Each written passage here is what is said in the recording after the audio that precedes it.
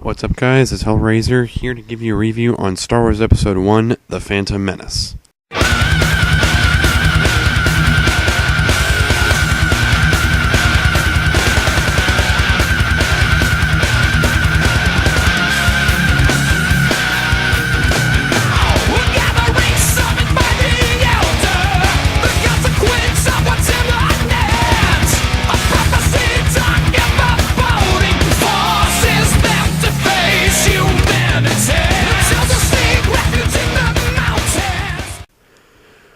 So recently, I got the sudden impulse to watch all the Star Wars films and decided to rent all 6 episodes from Blockbuster, which I didn't have to pay any money for since they were cheap and I had some credit in my account apparently. Now, the last time I saw a Star Wars film before this was about 2 or so years ago with a viewing of Return of the Jedi, and I thought after seeing so many films between that gap that I'd watch them all and see how they'd hold up to my standards now. Now, I was actually thinking of watching the films according to their release date, but I decided to watch them in chronological order, since I think it'd make more sense to view them from start to finish rather than a post-so-and-so event and then backtrack. So first up was The Phantom Menace. When the film was released, and especially after the hype died down, the film had gotten either mixed or disgusted views for any number of reasons, mostly centering around the unfortunately iconic figure Jar Jar Binks. But what did I think after my recent viewing?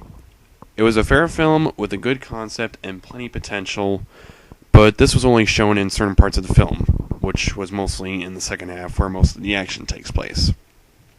The film's strongest aspect is easily the effects, action sequences, and artistic design and concepts. The pod race scene is very adrenaline-inducing. The battle on Naboo is pretty cool, and Darth Maul's lightsaber battle is easily one of the best in all of Star Wars. The artistic design and choices are also superb, with many elegant and eye-catching parts as well as, and as always, excellent score to help sell the film's presentation. However, when watching the film and looking for the less technical aspects, it becomes easy to take it apart.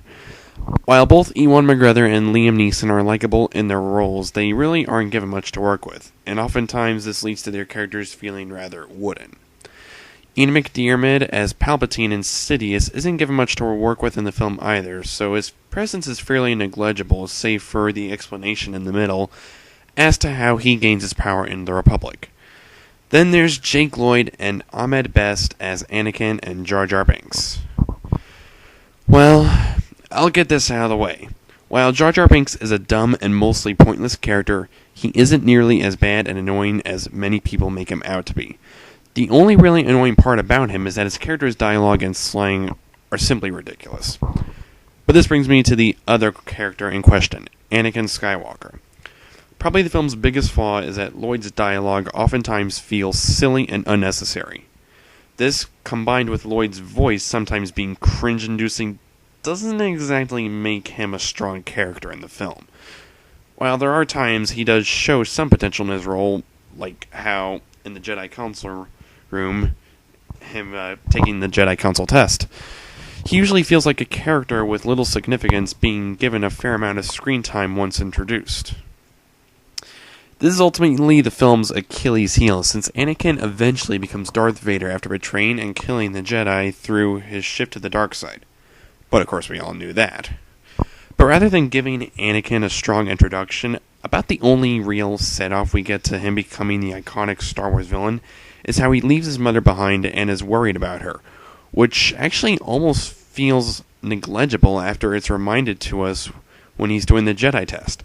After that scene, it's almost as if his mother and his inner conflict, doesn't even matter that much. What does make this start to the Star Wars film saga is that it has some enjoyable scenes, mostly in the action segments. Unfortunately, if you take away these nice scenes, it's too easy to pick the film apart, which is unfortunate because there's the potential of a better film here, but it's only occasionally realized. I'd give Star Wars Episode 1, The Phantom Menace, 2 out of 5 stars.